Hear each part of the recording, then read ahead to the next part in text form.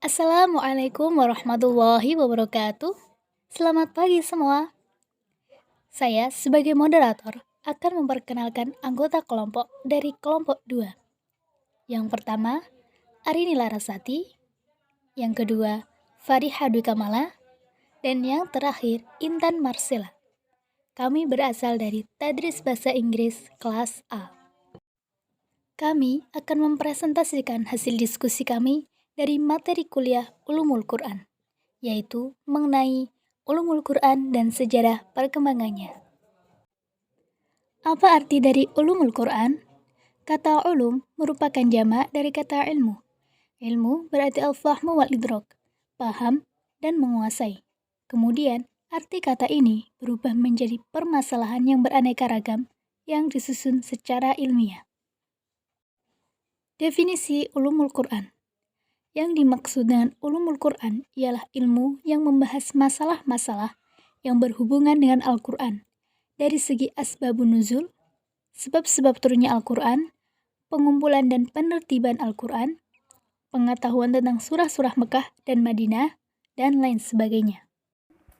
Sejarah dan perkembangan ulumul Quran di masa Rasulullah Shallallahu Alaihi Wasallam. Awal ulumul Quran pada fase ini adalah berupa penafsiran ayat Al-Quran yang langsung dari Rasulullah kepada para sahabat mengenai pertanyaan para sahabat tentang makna suatu ayat Al-Quran, menghafalkan dan mempelajari hukum-hukumnya. Objek pembahasan ulumul Quran dibagi menjadi 3 bagian besar.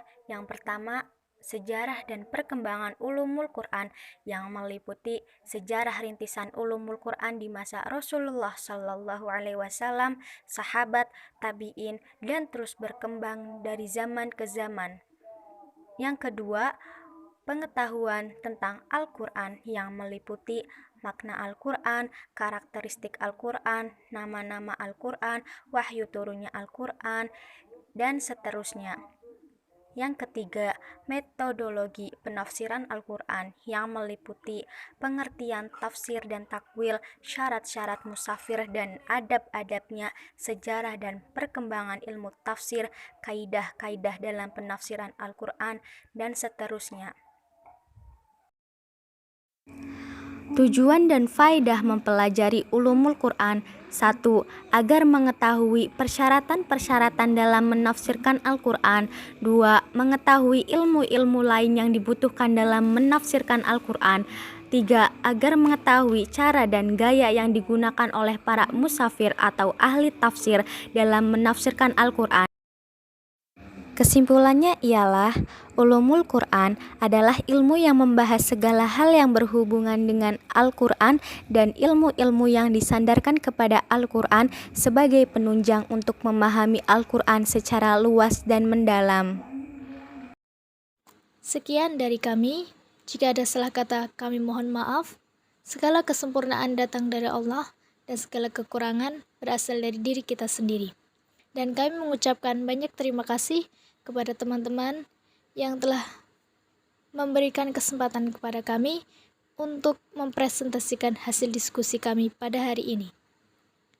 Dan jika teman-teman ingin ada yang ditanyakan, kami persilahkan.